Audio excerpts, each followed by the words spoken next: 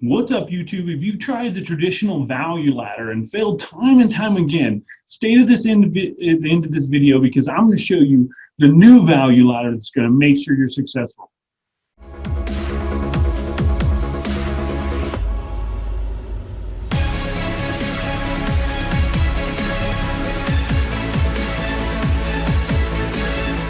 Some dude, Jeffrey M. Benek, he just got a ClickFunnels tattoo. What? What's up, everybody? Funnel Doc here. So today we're going to be going over what I like to call the reverse value ladder. All right, the reverse value ladder. Now, your traditional value ladder goes a little something like this. So you've got over here, you've got what you call value. And then down at the bottom here, we've got price, okay? So as value goes up, price goes up as well, leading to your highest spot right here. Now, this is the way a value ladder is done. Now, when you start down at the bottom here, you're usually going to start with your free offer, which is going to be your lead magnet. And then you're going to go to a self-liquidating offer, which is usually from 27 to 47 bucks. And then you're going to go to your core offer, which is usually $4.97 to $9.97. This is your core offer. And then you've got your high ticket up here, which is $3K plus. All right, so this is your traditional value ladder. The difference between this and what I like to call the reverse value ladder is the problem. First of all, the problem with this is if you start out this way, it's very hard. Most people will start out with their core offer, and then they'll go and they'll try and do a lead magnet, they'll try and do an SLO, or even some people will try and launch their SLOs before they even have their core offer done. It's very confusing. There's also a very small margin of error here. The problem with this too is how do I know my core offer, especially if it's like a course or something, is going to be successful? So it gets really hard to build out this value ladder. It really feels like the entire time you're doing it, you're just pushing a rock up the hill the entire time. And it's just every spot feels like the margin for error is so small. So what I instead recommend is starting at the top of your value ladder, starting up here with your number one thing. And a lot of people are asking me now, they're like, well, how are we going to do that? Well, if you feel that you can build out a core offer, which is a course, which most of you watching this video do, because you feel like you have an expertise, which I agree with you, I think that you could probably easily build out a course. Well, let me ask you this, with your knowledge, could you not have somebody or guide someone along the same way? So for instance, if you're trying to teach someone how to get a date, let's say you're doing date coaching for dating, what's easier for you to build out a one-size-fits-all program that you hope that you're teaching in the right order? And what if you suck? Maybe you're not a good instructor. Doing it this way, all on video, and hoping that this one-size-fits-all program is going to get them that date or that end result is really hard, especially when you're first starting out.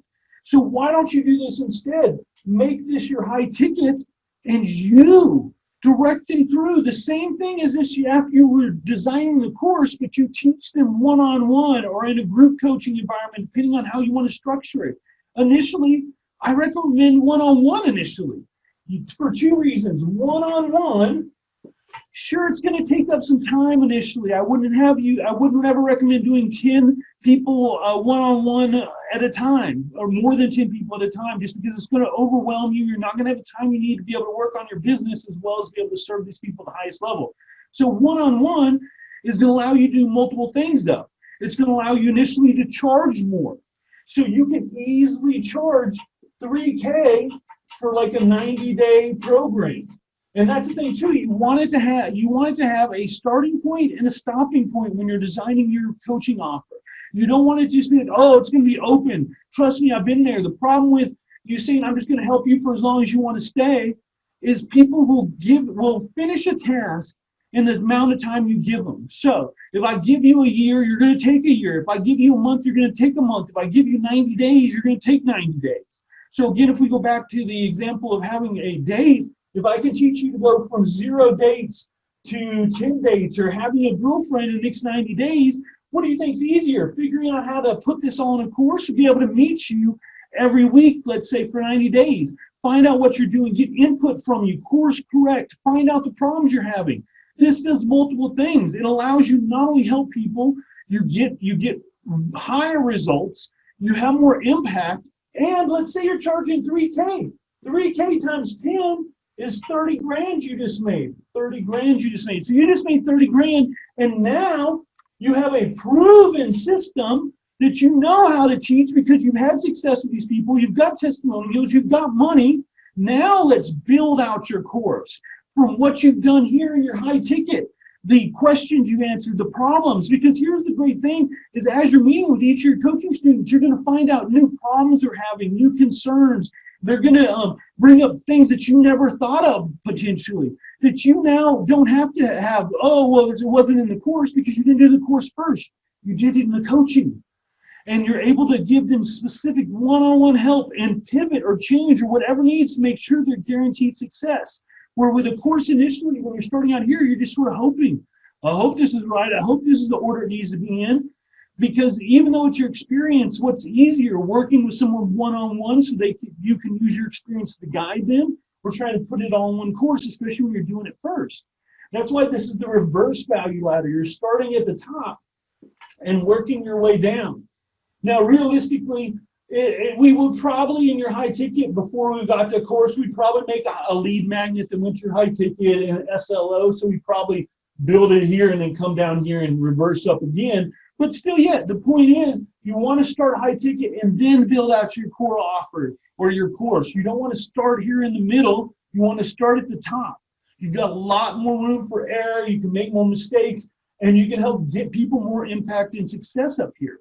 So I recommend using the reverse value ladder. If you found this video to be helpful, you liked it, make sure you hit that subscribe button, make sure you hit that like button, and thanks a lot. The next YouTube video is going to blow your mind. If you have any other comments, concerns, or videos you'd like to see about high ticket coaching, high ticket sales, any type of courses, anything like that, anything using my AOFT